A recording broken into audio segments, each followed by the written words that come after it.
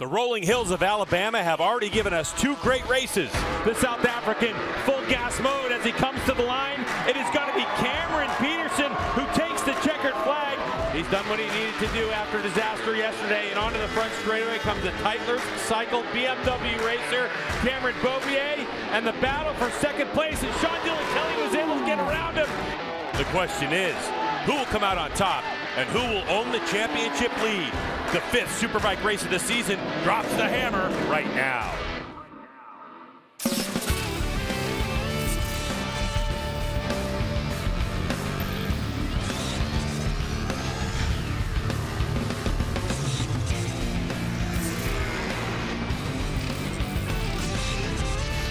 Oh, it's time for the MotoAmerica AMA FIM North American Road Race Championship.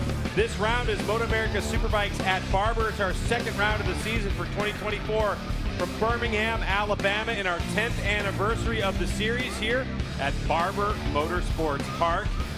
And we are getting ready for some live action, our third Steel Commander Superbike race of the weekend and our second of the day. And we welcome you to the racetrack. We welcome you into the broadcast booth. I'm Greg White, standing alongside two-time national champ Jason Pridmore. Now, Jason, we came here tied in the championship, and then it looked like Jake Gagne was kind of 20 points ahead. Now, all of a sudden, it's 3 points. It's right back to being super tight again. Oh, yeah. It's going to be like this all year, I think, between these two guys for sure. Jake Gagne had some problems there in race 2 that we saw this morning. Cameron Beaubier did what we thought he was going to try to do yesterday, which was go and win. This is yesterday. This is Cam Beaubier leading on like the second lap, Greg, after putting down a flyer first lap. He falls off. Cam Peterson did a remarkable job holding off his teammate to the end of the race. Josh Herron did a really good job here, battling with his teammate and Sean Dillon Kelly. Herron would go on to finish third, but it was Cam Peterson taking the win. Very emotional win for this guy after the offseason that he had. And then this morning, obviously, we had race number 2. Cam Beaubier did what he did yesterday. He got the start he needed. This time it was the number 1 plate at Gagne behind. Gagne would start to slowly go backward. He would finish, Greg, albeit 7th or 8th place, I believe it was. Sean Dillon Kelly, we said all along that this kid's going to be on the podium soon. He did it for us today. As you see him go up underneath Cam Peterson, this was last corner, last lap. Beaubier wins the race. Sean Dillon Kelly with that top pro team does a tremendous job to get himself into second with Peterson, Baz just behind him, and Bobby Fong. And a very happy win for Cameron Beaubier, of course. And here's the take. This is the points. So 73 to 70. Then Cam Peterson's right there in the mix. And boy, look at Sean Dillon Kelly.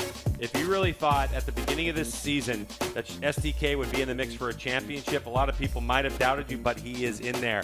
One rider not in the top 5, but is still a superstar in this class is Bobby Fong. And he's with the third member of our broadcast team, Hanalopa, right now. And Greg, Bobby Fong was in that battle all race long earlier today. Bobby, is there any changes that you requested or any feedback that you gave the team ahead of this race?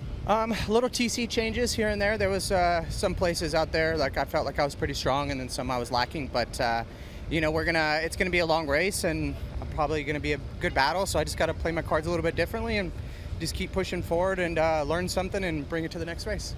Bobby Fong seemed focused out here. You can see that ice pack that he's got stuffed down the front of his leathers. It is quite a bit hotter out here than it was yesterday. Now, retiring from the race previously was Xavi Flores. Xavi, take us through what you were feeling under the motorcycle that made you lead to the decision to bring that bike in. Yeah, we made the solid steps from yesterday to today. Race 2 was fighting for the podium, but unfortunately we had some issues on the bike that forced me to retire. But we settled the second fastest lap of the race, so looking forward to this third race and trying to get a good, solid result for me at the end of the weekend. Best of luck out there, Xavi, guys. And that's really the big thing, is obviously the lack of information from race number 2, but with a 3-race weekend format, and we only have 2 this season, Jason, that it is really important for this team to get that good bike under Xavi. Now, this is Barber Motorsports Park. It's been around since 2003. It was repaved in 2019. It's got 17 corners, got tons of elevation, plenty of places to pass. It's always entertaining. But Jay, let's take a look at a more intimate look with our Insta 360 track lap. It's going to be Sean Dillon Kelly's motorcycle that we get to take a look. Yeah, and you forgot this place is stunningly gorgeous as well as we go down into turn 1 with Sean Dillon Kelly, our second place man in race number 2. He rips through turn 1, up over the brow here into turn 2, falls a little off camber in the middle of it, then it kind of gets some positive camber towards the exit, and it's all throttle up over the top of this hill, Greg. And It's a special person that can hold it wide open over the top of that hill. Then we're going to go back down through this turn 12, 13 area, all the way towards the finish of this lap, over another brow here that you talked about, some of the rolling hills that we have here at Barber. It's a back shift down into second gear. You go through this right, and this is where STK put a nice little pass on Cam Peterson in that race too to bring this top pro BMW up to second place for his first Superbike podium here at MotoAmerica. For Jake Gagne, he's got 56 career AMA wins, puts him 6th on the all-time list. He's going for one more today, and I guarantee you his crew got that bike sorted, and he'll be back in the fight. And we are back here live at Barber Motorsports Park, where we will continue the coverage of this third Superbike race of the weekend. We talked about at the beginning of the weekend, Roger, how this was an opportunity for riders to really get a lot of track time at the beginning stages of this championship, and we're right here in the closing race. Yeah, and having the third race, some guys could come in, and if you have a really good weekend, you could gain a lot of points. But we've seen, besides Cam Peterson's, Cam Beaubier having some issues. Jake Gagne had some issues in the race. So we'll see if the other guys can make up some points. Those two are the ones that had a little bit of a gap to everybody at the front. See if this third race comes. It's going to be different. A lot of guys got the opportunity to, after that second race, be able to make some changes to their bikes and try to get ready for this third race. We see Cam Beaubier there, and won the race by 3 seconds, but really the race, the most of it, he was about 5 seconds ahead and kind of slowed down toward the end. So I think he's feeling pretty good, and we'll see. We don't know what happened to Jake Gagne in that second race, so hopefully whatever that is resolved as well. Just as he has all weekend long. Michael Hill has been down there with his boots on the ground. Michael, what's it like as we get ready for this third Superbike race? Yeah, I think there's a lot of excitement down here. Certainly the teams are quite expectant. We've had 2 races, 2 different winners. Are we going to see a third different winner? Interesting, a couple of people saying that one of Jake Gagne's problems was a little bit of arm pump, which is potentially can happen. We've talked, Roger, haven't we, of just how physical this track is. But Jake's going to be looking to make amends. I still think we haven't seen the best of the Ducatis yet. Josh Herrin is going to be wanting to make amends as well for that little misdemeanor. What about Sean Dillon Kelly? Could he go one better and get his first win? I really don't think, Jamie, that you could pick a winner in this one. It's wide open. No, and that's one of the best parts about this year's class here in the Steel Commander Superbike category is we come into each weekend not knowing who is going to win and who has the best shot at it. There are just so many out there. That's interesting, though, with the arm pump, though. We talked about that back at Road Atlanta and Jake Gagne, and even looking back to last year, in between the 2 races, he had a surgery completed to deal with that, and it seems to still be plaguing him. Yeah, and it's really hard to get that sorted out during the season. And, the thing about arm pump during the race, there's no way to get rid of it. Once it comes during the race, you slow down. And, if you're new to MotoAmerica, don't know what it is, when you get arm pump, you can't feel the brakes, so you don't know if you're braking or not. Looks like everyone is underway now for this warm-up lap. Nolan Lincoln had his hand up early, but he got it rolling. Superbike race number 3 is coming up next. Steel Commander Superbike coverage is brought to you by Steel Commander Corps, a leading steel building manufacturer offering expertise, innovation, and a dedication to quality. And by Dunlop, the official tire of the MotoAmerica Championship Series. Fans ready for race number 3 of the Steel Commander Superbike class, and our 5th race of the season in 20 scheduled for the 2024 championship. Jason, what are you thinking about this one? Man, the thing is they know what they have to do. They got to get in front of Cam Beaubier to start. It was pretty easy for him that last race, I have to say, but the battle for second was amazing. Perrin's got to have a little bit of a bounce back as we look at the starting grid. Cam Beaubier, Loris Baz, and Jake Gagne. Then we have Cam Peterson, Herrin, and Sean Dillon Kelly there on row 2. A little further back, we've got Bobby Fong, Gillum, and JD Beach with Forez, Posh, and Prince. But keep an eye on JD. Didn't get a report yet to see if he was okay after his race 2 incident. Benjamin Smith, Flinders, and Yates outside of row 5. Then Andrew Lee, Nolan Lampkin, and Jason Waters.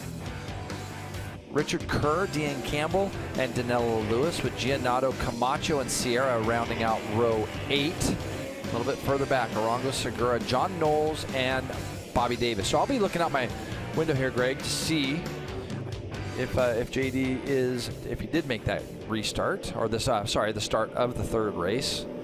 And, Yeah, he's out there, so that's good. I'm glad to see. A little bit concerned because those leathers looked a little bit tore up. And how about, what we heard from Chavi Forrest? I did notice that Nolan Lampkin has pulled through the pits, by the way. Chavi Forrest, second quickest lap on that M4 bike. That's pretty impressive stuff. Yeah, so very hopefully much so. That team had to do some quick work. They had to do a quick motor swap here for race 3. So all eyes are going to be at the start. Who can get off that line quickest? And I guarantee you, whatever problems Gagne had, he's going to be fighting this race, trying for a better result. 20 laps scheduled in this one, and we're away. And it didn't look like the number 6 got the best start in the world. Cam Peterson, what a start for Cam Peterson, Greg, as he gets ahead of Beaubier, and look who slotted into third. Herron from the second row. So Josh Herron knows that he's got to try to make up for a little bit of what happened there in race 2 as he gets that bike awfully loose as they go up over the brow of turn 4. They come down, but Cam Peterson's going to lead the way. Sean Dillon Kelly is sliding up the inside here of Loris Baz to take over 4th. See if Baz can turn it up underneath him. Nope, SDK is going to control that position. Bobby Fong also right there in 6th, Greg. So as they race down the turns, yeah, really good stuff by SDK, Jason, on brand new tires, especially right off the start. I mean, you got some good heat in them, but he's really able to trust those tires early on. You know how much confidence he must have right now, Greg, after finishing off the podium. That whole atmosphere in that top pro team had to be electric down there. Yesterday, one of their riders actually won a race here in the Twins Cup, and the whole team was down there celebrating. So pretty good team continuity there. So now SDK knows he wants to go do one better. Our national champion is buried back there, Yeah, Jake Gagne. Not sure what's going on with him. Man, he's struggling. I wonder what is going on there, because that group has broke away from him already, haven't they? Certainly have. But his teammate on that attack performance progressive Yamaha, winner of race number 1, comes across the stripe. Cam Peterson leading, but Beaubier's going to use the power of the BMW to eke on by in turn number 2. It'll be a lead change. Cam thought about trying to race it up into turn 2 there. The problem with that is you get hung out. If you get hung out, we know that number 2 is going to just slide right down the inside. So for Cam P right now, he's got to do everything he can to latch back on the back. And how about SDK going for 3rd now as he goes up underneath Herron. Herron won't be shy to turn it back underneath him, but SDK says no way. He's got that BMW turned, got it down, and he's driving on Cam Peterson right now as they head down to turn 6. SDK may have got 2 for 1. Nope, not quite there. But SDK knows that if he has a chance to win this race at all, he has got to get by Cam Peterson quickly. Unbelievable. What's going on with the number 1, Hannah? Any ideas? Jake Gagne had an elective fasciotomy last year in his right forearm, something that racers do to help combat arm pump and really open up that compartment and aid with blood flow. He said this is beyond that right now. About 2 laps, that arm pump starts setting in, but that right hand is falling asleep, and it's making it really, really difficult. It's quite a confusing issue for him to be having, especially after having had that tune-up last season. And it's also really frustrating because physically and mentally, he's just as fit as he's ever been. He's just unable to really push the bike to its full potential. Well, and to add to that, Hannah, the hardest problem, JP, that's his 4th surgery for arm pump, and he started having it at Road Atlanta as well. So heartbreak for Jake Gagne. There's not much he can do. Just ride the bike to the best of his ability. Can I tell you how frustrating that is? I mean, getting arm pump is bad, and it's something that we know has become pretty synonymous when we go to Road Atlanta, the first race of the year. That place always seems to hit. Now let's see if SDK could do anything with Cam P. Cam P goes over turn 4 really, really well, so it's going to be a little bit harder. These guys are doing everything they can to keep that number 6 in sight. Cam Peterson broke really deep there. I saw the rear wheel come off the ground. SDK's turned that bike up underneath him. We'll see if he's able to out-drag the Yamaha down into turn 6 or 7. It looks like he was close. Still couldn't quite get there. He's trying, though. And again, you're going to see him turn that bike. Cam Peterson lets this bike run out a little bit more. Not as much as we had seen in the past. But let's see. First flying lap, Greg, 23.5. Everybody else 24 flat, 23.7 for SDK, 23.9 for Bobby Fong back there. You see Bobby right on the back of these guys running in 5th place. So for Bobby Fong, just another good, solid start for him. Boy, looking at the motorcycle, too, of Sean Dillon Kelly, I mean, visually to us, it looks like the BMW is more berthy, as they say in sailing. Just a wider platform, too, which means you got to have a little bit more room, even if it's an inch, to make a nice close pass. Plus, you have all that aero in the front of that number 40 bike. But Josh Herron looking so much better than he did. Looks more comfortable on the bike, and you can can see the different tire choice as well for Herrin, but Bobby Fong, Wrench Motorcycles, Yamaha R1, that private effort. Bobby Fong is so good on a Superbike. All the while for Baz, things aren't playing out the way he needed them to, but it is early days. There's 16 and a half laps to go in this race, and what we're hearing is JD Beach is in, JP. Yeah, he pulled in. I think SDK, man, he is just getting so close to making that pass, and I'm wondering if this is for JD, if this is just a little bit of pain or something, maybe from that accident earlier this morning, and he just doesn't feel comfortable enough to ride it. We had so many races back to back here, did Greg and I, we weren't able to get down there and actually get a little bit of a report on JD, so hopefully he's not going to be too hurt. He can make it to Road America all right. Cam Peterson, Greg, doing a really good job here. 23.6 that last time by. Our leaders at a 23.3. 0.9 of a second is the lead for Beaubier. STK falling back just a little bit in the second half of this lap. He's taken a couple of big shots at Cam Peterson, and he hasn't been able to make it stick. So now Josh Herrin has got that BMW directly in front of him, and he is going to try to do something to move himself forward. Herrin yesterday saying that this was a place that they struggled at last year. They finished 6th twice. The team came here. That Warhorse Ducati team came and did some testing. So for Josh, this is a lot better results so far in the sense that he's up there battling for podiums as opposed to last year, especially with our field being a little bit deeper than it was last year as well. Cameron Peterson at the bottom of that hill went sideways, getting a drive up the crest of this hill and down into turn number 5. You can see the tight line that Sean Dylan Kelly, that was a time where I saw him get a little bit wider, SDK on the exit, but for Cameron Beaubier, he set the fastest Sector 1 split of his race so far, so he continues to push. He doesn't have the gap that he had 5 laps into this race that he did before. And by the way, betting is now available for MotoAmerica fans. Go to nxtbets.com/playma. That's nxtbets.com/playma. For more information, visit MotoAmerica.com. Yeah, you can see it splitting up just a little bit here. Bobby Fong now, he's going to have a look here pretty soon on Herrin. And this is we heard him saying he was working on some TC stuff on that R1.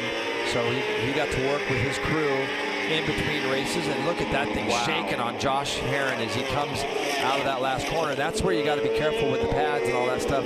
Spreading apart just a little bit, making sure you have some brake. Bobby Fong loves to come out of turn 1, give it a big handful, and drive it straight into turn 2. Wasn't quite close enough that lap, but now he's up behind Herrin. Let's see. He's close enough, Greg, to try to do something with that Ducati as they break down here into turn 5. Here goes Bobby Fong on the 50. Is he going to go up the inside? No, Herrin is really strong. And really Jay, I know that for Josh Herrin, their tire of choice yesterday was the R7 and R7 front and R7 rear. And for this race, Herrin went to the R5. And this is the part of the race. All the riders telling me that 5 laps on that tire and it starts to get a little bit greasy. Cameron Beaubier talked about at the end of race number 2. And so for Josh Herrin, he started to spin a little bit, but Bobby Fong right on his tail section, Hannah. And for Bobby Fong, he said he knows his race pace on used tires is good. He knows he has that podium pace as well. He said in his own words, he just needs to make moves.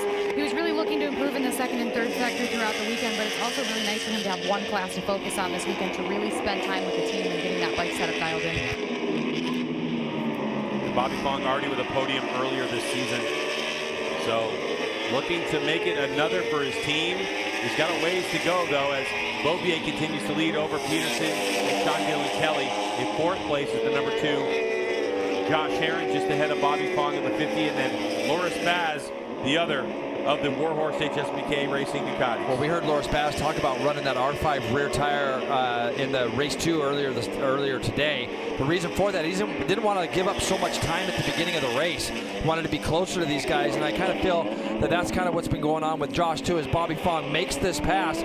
That battle for the podium that Bobby Fong wants to be a part of is getting away from him. Those guys up in the front, 23.6 for Beaubier, 23.7s for both Peterson and Kelly, and then Herrin and Bobby Fong, they're in the high 24s. So there was about a second a lap, Greg, that we were losing, and this group here was losing. So now, for Bobby Fong, he's going to have to dig really deep. You can see that he is already starting to pull away, and but it might be a little bit too late for him in the sense that what is he back, Greg? Like, almost 2 seconds back. So we'll keep an eye on Bobby's lap times.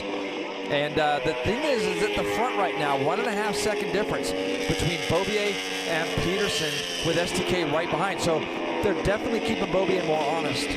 But Fong is definitely on the hurry up as we look at our leader, Cameron Beaubier. Last time by, it was a 1.5 second lead. Now here he comes to the stripe. There'll be 13 laps to go.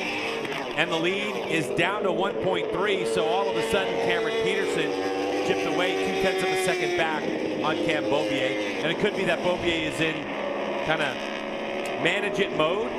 1.3 seconds doesn't sound like a lot, but you can see on the racetrack, it's quite a bit of asphalt. Well, you can tell, too, how hard Cam Peterson is pushing. And, Greg, over all the years you've commentated, how many times have you seen a guy get a win and then it almost invigorates them to just, now they know that they can do it. And he would love nothing more than to catch Cam Peterson and beat him on track because he knows Cam tipped off yesterday, and that has taken nothing away. That win that he had yesterday on the 45 was as legit as they come. However, as a racer, you still know there's a guy out in front of you that's putting down some times, and that is Cam Beaubier, and Peterson wants to try to get up there and beat him.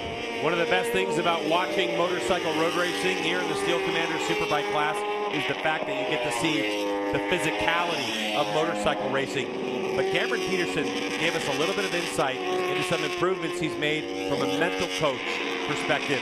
And he thanked his mental coach for helping him out, Jay. And so much can be said about the proper mindset when you race against such talented people as the Cameron Beaubiers and the Josh Herrings and the Bazes and the list goes on and on and on. And convince yourself that you belong here. And that's what Cameron Peterson, that's the jump I see him make. There's a lot of athletes out there that have mental coaches, and the thing is you can train your body as hard as you want, but if your mind's not capable of training itself to the fact that you want to go out there and do the business, then it doesn't hurt to have somebody that you can talk these things through with and so on. So for Cam Peterson and things that he has gone through, especially last season, you know, Greg, he started off the season fairly well last year, and then he missed like the last 9 races with injury. You go into the off season feeling beat up, you're having surgeries, not really feeling part of what you want to feel a part of, and that is being successful and trying to go out and beat guys like Cam Beaubier. So getting that little bit extra help from somebody, if that's what it takes, then that's what it takes. And right now he's doing a good job. 23.8, 23.9. These guys were the only guys in the 23s that last lap. Bobby Fong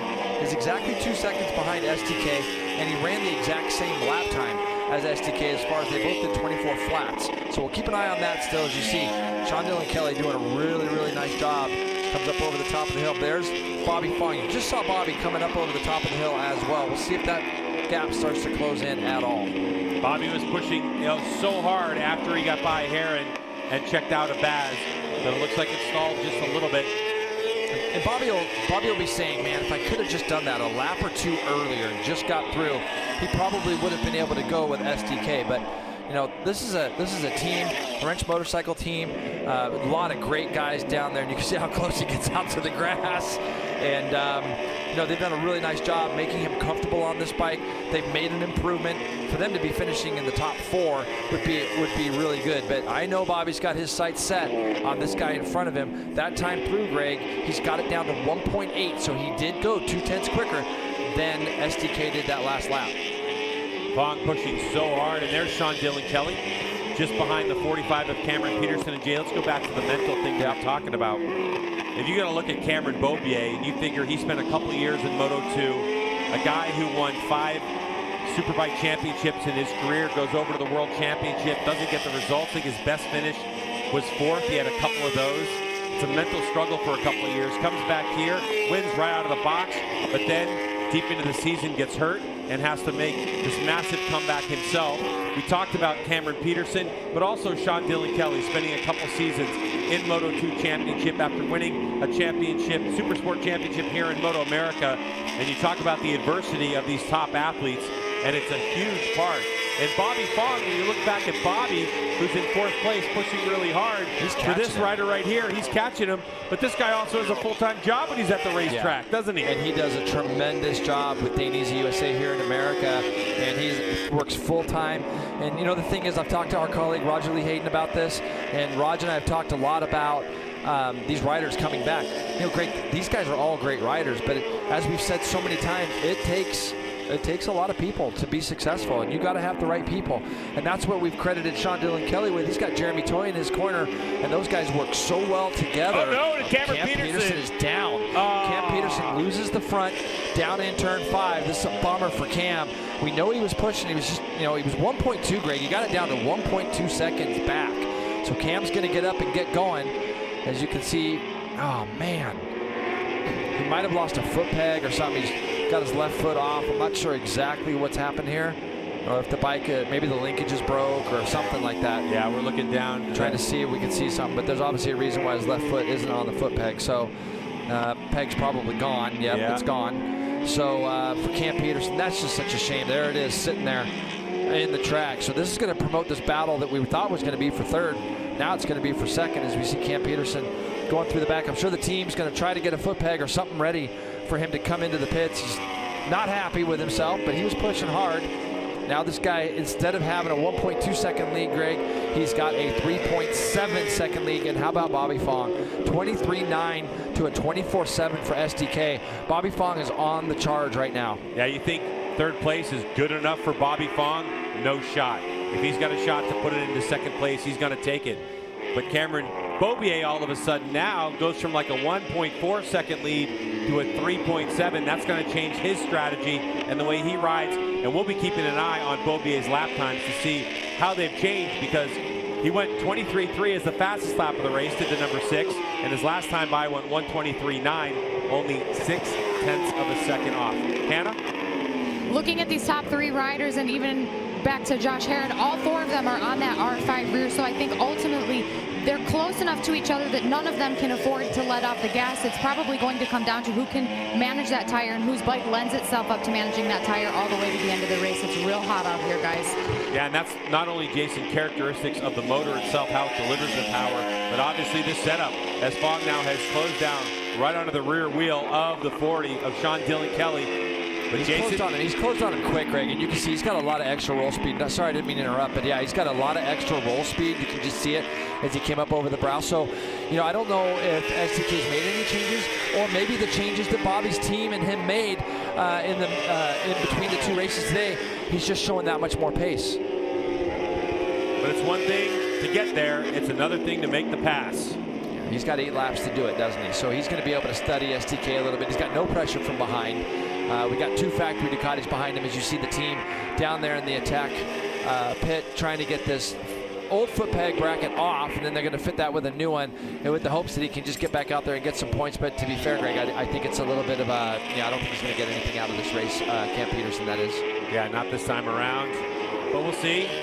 Attack Performance, Progressive Yamaha team working on that bike with Attack Performance parts.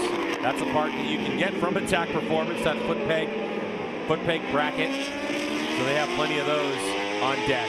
So Sean Dillon Kelly has answered the gap that Bobby Fong closed down on, and SDK trying to get away from him again. Yeah, one of the things you always talk about is pit boards, and I think that SDK will have known that his board's going from a +2 or +3 down to +2, down to +1. They may even have Fong's number on that board to let him know who it is that is actually coming up behind him. And, you know, the thing is SDK doesn't know who's behind Bobby, so he doesn't really know if they've got a big gap or a small gap to whoever might be in 4th. So SDK probably did a little bit of pit board reading, and as a rider, you kind of just take a deep breath and think, okay, somebody's starting to close in on me here, and start to make a little bit of a plan of what you want to do if you start getting attacked. And you can see Bobby is so good from that right to the left. He'll close in on quite a bit as they go in through turn 2, and then it's going to be the run up over here. Bobby's close enough right now. He is very close to do something with SDK as they go down into turn 5. He pulls up alongside, but the SDK is having none of that. He broke so much deeper going into turn 5. So now Bobby's got to kind of get creative around here, doesn't he, Greg?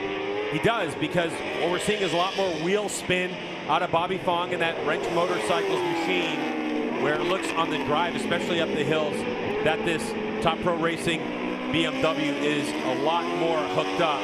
These are 2 Super Sport national champions going at it in the Steel Commander Superbike class. Saw SDK have a look over his shoulder to see who it was that's putting all this pressure on him. Also, behind these two, Greg, we see that behind those two guys, Greg, we saw that Baz had got through on Heron, I think. So Baz is up to 4th. I'm looking from our commentary position at the moment. I see Cam Peterson rolling back out. So another look at Cameron Beaubier, who was enjoying a 5.2 second lead. And as we wait second and third to come across the line, it's now 5.9 seconds. And it looked like Fong had got through on Sean Dillon Kelly. So we'll have a look at this. When he came across the line, you see on our screen, it says Fong in second, and I believe he held SDK off as they went through there. Cam Peterson back out. He's a couple laps down now, and you see Beaubier, and you're going to see this battle for second raging. Here it is. Bobby Fong has done a tremendous job to get himself up into second. Now SDK's board, next time he comes through, we'll say plus almost 6 seconds. So for SDK trying to get this Top Pro BMW on the podium for the second time today, he's got a 6-second gap, Greg, which he can kind of work with. But he can also start making a plan. He ain't giving up by any means. He can start making a plan on where he thinks he might be able to do something with Bobby with about 5.5 laps to go. Now it's time for Sean Dillon Kelly, the number 40, to go to work on Bobby Fong. Look at strengths and weaknesses. We've heard it throughout the weekend about riders on the podium talking about how they were stronger in some parts of the racetrack and he was stronger in the other. And that's what this is all about. The question is, does Bobby, I mean, for Fong, Jay, he went, what, 125 flat. You see how he rolls through there, Greg? He just rolls and pulls that gap. Yeah, 25 flat that last time through. So I just think he's got a little bit more tire. It looks to me like he's got a little bit more tire underneath him. On the edge of the tire for sure. Yeah. 5 to go in Steel Commander Superbike race number 3. Bobby Fong, number 50, in second place over at number 40, Sean Dillon Kelly. As Cameron Beaubier has set sail nearly 6 seconds ahead of these riders. Loris Baz gotten around Josh Heron. Hayden Gillum ahead of Xavi Flores as Jake Gagne starts to slip back to 8th place. That arm pump problems for the number 1 plate. That's devastating, really. I mean, that's the kind of stuff that costs you championships. Especially on a 3-race weekend. And to your point earlier, you know, it is the 3rd or 4th time, right, Greg? You said, and I do know that it's just such a shame. As you can see, the two Ducatis are still glued together here. Baz got through on his teammate, and how about Hayden Gillum in 6th? You know, that's how far behind? He's 7.5 seconds behind these guys, battling back there with Xavi Flores, who might not have as good of a motor maybe as he had in that race a lot of potential prior. for that. So that team was put under a lot of pressure. When we have 3 races in a weekend, and you got these 2 Superbike races pretty close together on Sunday, puts a lot of pressure on that team to get that bike together. So the fact that Xavi's back out there, circulating in 7th, he's got Gagne about a second behind him. Warhorse HSBK Racing, Ducati, New York. V4R Panigali's going after it. Loris Baz spent a couple years in World Superbike and surprised a lot of us by coming back. And when the team announced they were doing a 2-rider Superbike team this year, we were wetting our lips because we know Josh Heron and Loris Baz are good friends. But let's get back to the 69. The Honda CBR 1000 RR-RSP in stock 1000 trim. And what a weekend it's been for Hayden Gillum on this motorcycle as the stock 1000 champion from last year, who was on a Suzuki, makes the transition over to the Honda CBR 1000 RR on the back of a tremendous contingency plan put out by American Honda. Yeah, and hats off to Honda for doing that.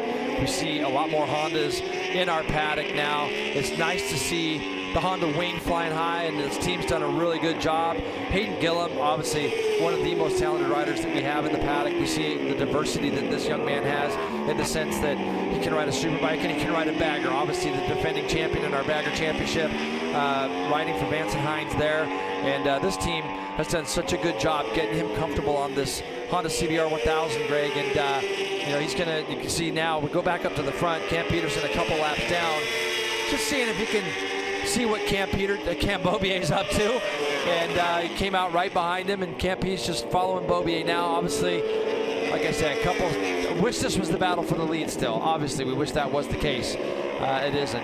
By the way, Bobby Fong has trimmed the lead down to 4.6 seconds. He's still in the 24s as Bobby Fong. Yeah, this is really important, I think, for the mental state of Cameron. Peterson in terms of just running with Cameron Beaubier at this late stages. And at the 222 possibly? Yeah. You got a multi. Is that one of the Warhorse pipes? Is that Ashton Yates? I don't know who that is. It could be, you know, it might be Manny Segura. Yeah. And it looks like maybe one of the Warhorse bikes. So would it be like Baz? There's Josh Harris. Yes. So it looked like there might have been an issue, a tangle up potentially. We're not saying there was. We have seen plenty of times on the racetrack over our years of single bike incidents that happen in the same corner, but it's quite possibly that they got together with Segura. Inherent there, you know, the benefactor of that, Greg, honestly, is Gagne, isn't it? I mean, you know, Gagne is going to be the guy that is going to get an extra couple points for that, and that's going to move Hayden Gillum up into the top 5 on a super stock spec 1000. So here we go. Yeah. Oh.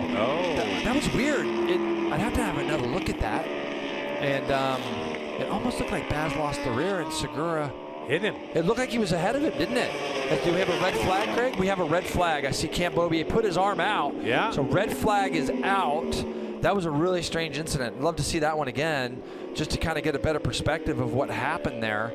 Red flag is out for that. As you see, Baz is up. So, you know, good to see him up and okay. And so with the amount of race distance that is done and the amount of race distance that remains, it's going to be... Wow. Yeah, it looked like Segura ran into the back of Baz. Didn't it? Is that what it looked like? It looked like Segura just ran into the back of him. And I'm not sure if Laura's got a little out of shape, headed up to turn 2. But that was a bit of a strange one. I'm just hoping they're both okay. Obviously, we saw Baz up. This guy, Greg, it's a big weekend for him. 2 wins today. After the disappointment of yesterday that Tytler Cycles, Cameron Beaubier, you know, held back 50 points today, didn't he?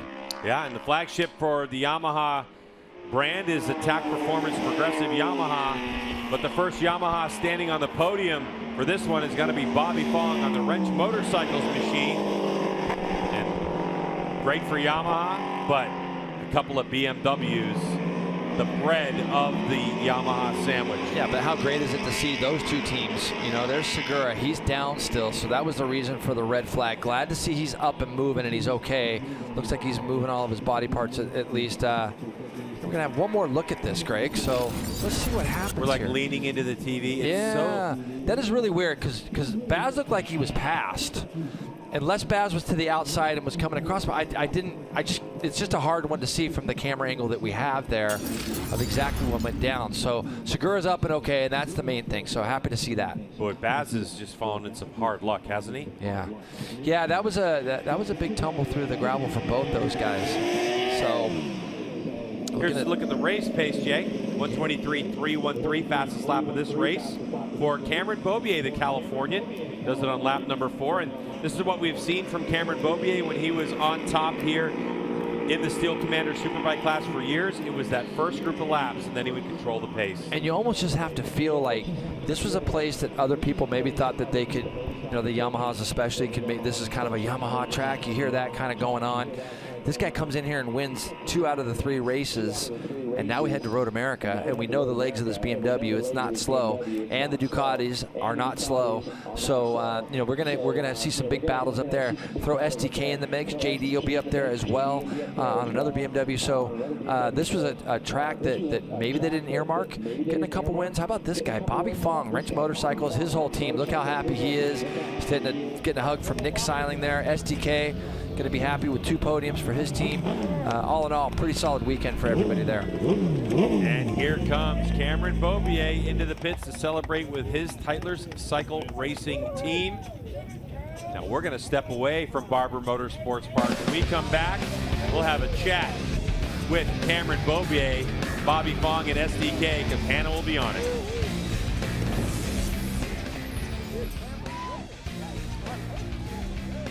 You see Cameron Beaubier down there in the victory lane area awaiting to get on the podium. Roger Hayden, this race cut short by 3 laps after that scary incident. Yeah, just glad to see both those 2 riders get up after that crash there in turn 2, and it's really hard to see exactly what happened. We kind of catch it late, but just happy to see those 2 guys get up, and just so great to see. It's just scary to see. It just looks like, you know, looks like Baz got ran into the back of. and just from that angle there, and you know, Loris was lapping him, and you know, that's unfortunate. He was having that battle with his teammate there, and it went down. Sean Dylan Kelly has now made his way over after getting another podium finish. He finished finished second earlier today in race number 2. So this team has certainly been able to put some results up in the early stages of this championship. Yeah, just really impressive. And, you know, we know how good Sean was, and you know, we knew he'd be fighting for podiums eventually, but I don't think we expected it to be this quick. But then when you hear the people that the team brought in and the support that they were getting, and going to BMW and getting some support and getting the right parts, and then you kind of realize that they were coming in and they were going to be strong. And it's great to see Sean have a smile on his face, you know, after a couple rough years in Moto 2. We haven't seen that smile in a while, and it's great to see it back. And then looking at the second step on the podium here for this third race at Barber Motorsports Park, you see Bobby Fong, who finished on the podium back in the first race at Road Atlanta and has just been trying to get back into that form. Yeah, and the great thing about being on the podium today, when he got on it at Road Atlanta, he had the bagger race up and he didn't get to go celebrate. Good result. So today, Bobby gets to be on the podium and celebrate that, and a great ride for Bobby. That team really found out a lot of stuff this weekend because he got quicker each race and was able to be fast. And it's good for Bobby and good for that team to leave out here with a solid result. And then another race weekend now under their belt where they didn't have any issues and they were able to complete every lap of every one of the sessions in this rebound of a season for the whole Wrench Motorcycle organization. Yeah, and every race, they just need more laps with the new team, and with Bobby trying to get used to the R1. Doing a couple races last year really helped, but also, you know, they're doing some of their own development, and sometimes that takes a while, and they're figuring it out really quick. And Bobby is a really good rider, and he learns fast, and I think he's elevating that team. As you see this debrief between Dunlop and Sean Dylan Kelly, a lot of switchover made in the tires here between the three races. Roger, we just have just a couple of seconds, but they were able to learn a lot. The temperature is what made for the change. All right, we're going to hear from all three of our podium contenders in just a moment.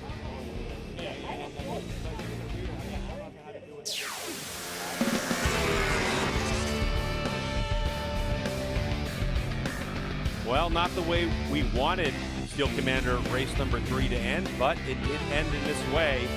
Unfortunately for Loris Baz, he gets flattered from behind, and he gets going to be credited with 18. But here's a look at those results from Beaubier with a 4.6 second margin of victory over Bobby Fong and Sean Dylan Kelly.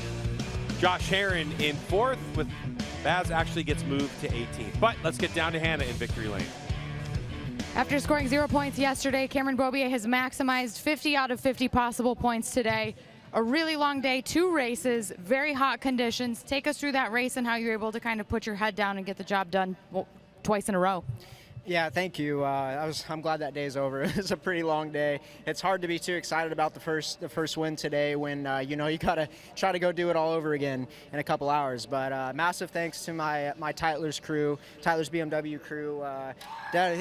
Threw the bike down the road in the first race, which was a big bummer, but they stayed late and got it fixed up on Saturday, and we came out swinging today. So massive thanks to them, and I feel like we're really making progress with this machine, and I'm learning as a rider too to try to get the most out of it, which is it's a lot of fun, and it's motivating. So yeah, thanks to all the fans for coming out. It was a pretty tough race. That second one, I was pretty hot there in the second part of the race, and man, Cam was closing in on me too. My gap was shrinking a little bit and kind of staying the same, and I was riding as hard as I could. I kept seeing 23s on my dash, which is pretty fast around this place in the race. So bummer he crashed.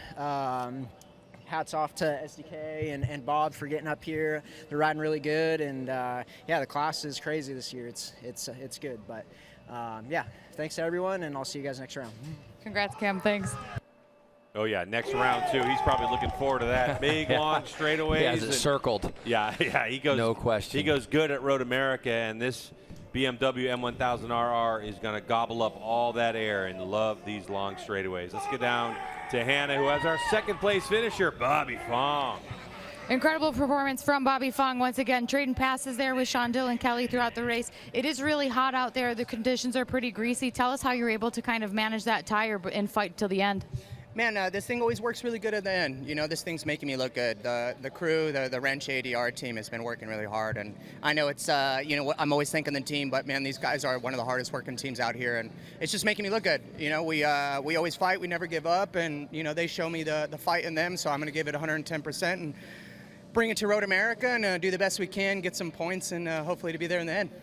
Really good to see such a great relationship between Bobby Fong and that Wrench team, guys.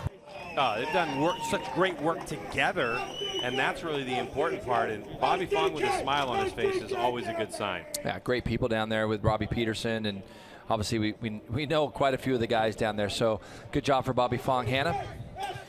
Double podiums today for the birthday boy, Sean Dillon Kelly. Could you have possibly asked for a better weekend on the Superbike? Man, what an incredible weekend. Well, incredible Sunday, especially 2 podiums. And I struggled a little bit more in this second race. I think the pace was insane up front. That first half of the race was incredible. I think I did a much better job the first opening laps, just trying to get through the guys that I felt I had better pace than. And yeah, I tried to follow the pace, but it was insane. And I didn't, you know, I pushed hard, and once I saw that cam went down and that we had a little bit of space for the guy behind, I just wanted to make it home and just bring us on the podium again in one piece. But a lot to learn this weekend, a lot to learn today, racing with these guys. And again, I'm lost for words for my first Superbike podium just a couple hours ago, and now to be back up here. Thanks again, my whole Top Pro Racing team, my whole crew. They've been working so hard, and we're here. You know, what else can I say? We're here. We're in the fight. I can't wait for the next ones. Thanks again to everybody who's been supporting me, Palm Beach Police and Fire Foundation, OnlyFans, and all my guys. Thank you so much. Thanks, Sean. Guys. And Jason, what a difference the year makes. I mean, if you think about what Sean Dillon Kelly was through. Both those guys. Both of them, really. Yeah. I mean, literally, if they got a point or two in the Moto2 World Championship, it was a big deal. Now, all of a sudden, these two are towards the top of the pile and battling for a Steel Commander Superbike Championship. Our coverage rolls on from Barber Motorsports Park on the other side of this commercial.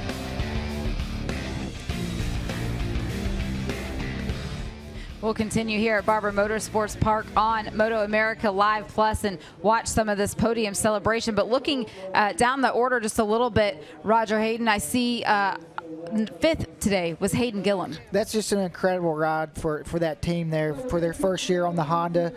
Come here, be able to get a top 5, and really just a really steady weekend in all 3 of the races, but in the top 5. That's a great result for Hayden and also that team. And you know, you look at the times, he's really not that far off that group in front of him. So the more time they get on that bike, hopefully they can find a few more things as they get more time on it and get closer. See, hardware is being collected, and all of this, of course, looking towards a championship. This is the second round. Now 5 races in, and for the 2024 season, Tom Duma Fine Jewelers of Ohio will produce custom championship rings and pendants for the MotoAmerica champions in the Steel Commander Superbike category, the Mission King of the Baggers, Super Sport, and Mission Mini Cup by Motul classes. Tom will work with each of the champions to choose from several different designs with a retail value between $12,000 and $15,000. So that certainly is a great prize for winning a championship, Roger. Yeah, a great prize, and what a great trophy, and that's something they'll be able to. All these riders have a trophy room they've collected throughout their whole career, their podium trophies, and they'll be putting those rings up there, and every time they see that ring, they're going to realize the year that they put together. You see that trophy that was in Cameron Bobier's hand there. What do you do with all your trophies? I have them in I have some in the garage, and I have some in my house. So I got some of them hanging up. Mainly my helmets are hanging, but I need to create a space because most of mine are in the garage. We'll follow along as the top 3 finishers in the Steel Commander Superbike class are now making their way up to the media center where they are going to do a post-race press conference. Those also stream and are available on the MotoAmerica Facebook page. Yeah, it's just awesome to be able to watch the press conferences, and also because you get to see the riders' personality, you get to see them talk, you get to see what they're thinking about throughout the whole race. They ask a couple more questions, so I think it's fun, and we're kind of right here by the media center, and every time they've had a press conference so far, I kind of been having my ear out there trying to hear what the riders have to say. We still have another race that is going to unfold here today. You see Twins Cup riders making their way out to the grid right now, or making their way to the exit of pit lane to go around on the siding lap to then find their position on the grid. But the sun has been shining on the racetrack, Roger. We heard the Superbike guys saying it's hot. It's hot, and yesterday, all the riders today kind of had a dry race yesterday. They knew what to expect. Their race, totally different conditions today, super wet in that race yesterday, and then today they come here, and the track temperature is probably the hottest that it's been mid-afternoon all weekend, so totally different track for these guys. Yeah, so this siding lap is going to be pretty important for these riders, and they're going to get a second look at it with the warm-up lap in just a few moments' time. But right now, as you said, track is very different. Tire choices have changed just a little bit, so these riders need to learn as much as they can with just a very short amount of time.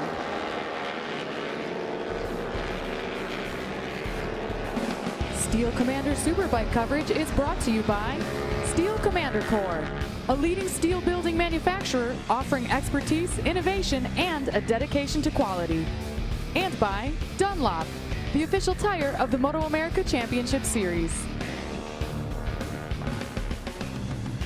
Barber Motorsports Park, Cameron Beaubier enjoying a perfect day of racing, but unfortunately it didn't go that well for everybody, and Hannah is with one of them. Something that makes racing so special and those wins so special are getting through those hard days. Today was a hard day for Cameron Peterson. Crashed out of that one. You were able to rejoin the race but didn't score any points. Take us through that crash and what happened. Yeah, a little bit disappointing, but just trying to give it my all, you know. We made a pretty big mistake with the bike setup in race 2, so we went back to what we ran yesterday for the last race, and I felt like I had some good pace. Obviously, Cam got that little bit of a gap, but then I felt like I stabilized the gap, and there was a few places that I actually might have been a little bit quicker than him. So, yeah, I was just trying to give it my all, and unfortunately, turn 5 caught me out again. That corner's got me a few times, but yeah, I mean, sucks to end the weekend that way, but I'm really happy with the way I'm riding. I feel like I've made big strides, and looking forward to the rest of the season. What does that do for your confidence overall? I mean, for someone who just crashed, you seem like you're in such good spirits right now because you have had such a good weekend. What does that mean for you as you look ahead to the rest of the season compared to mentally where you were at the end of last season? Yeah, I mean, there's no point of dwelling on what happened. It's in the past. I already know what I did, so no point on dwelling on it, and yeah, just look into the future, and there's better times around the corner. So, but like I said, confidence-wise, I feel great on the bike. I feel like I'm riding better than I ever have. So yeah, I think we're going to give a fight for the rest of the season, and you know, I think Road America is probably going to be our toughest track for us, but I know the boys in the truck, they're going to go to work. They're going to give us a good bike, and we'll be ready to put on a fight. Cam Peterson, physically and mentally in a really good place, you guys. He sounds really good to me. I mean, you know, he's a racer. He's gone down before. It's not that big of a deal. Yeah, and I think the thing is, you see the celebrations on the podium right now. The thing for Cam is they made a change overnight, didn't work, went back to what they knew. So our coverage will continue from Barber Motorsports Park for Steel Commander Superbike in a moment.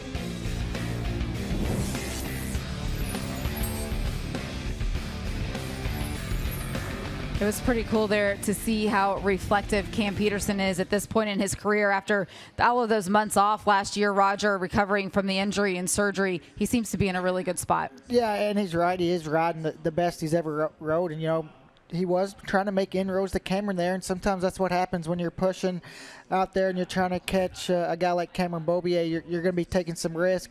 and unfortunately he made a mistake and crashed. But I think now he might know what the limit is, where he can push, and next time I'm sure he'll back it off just a little bit.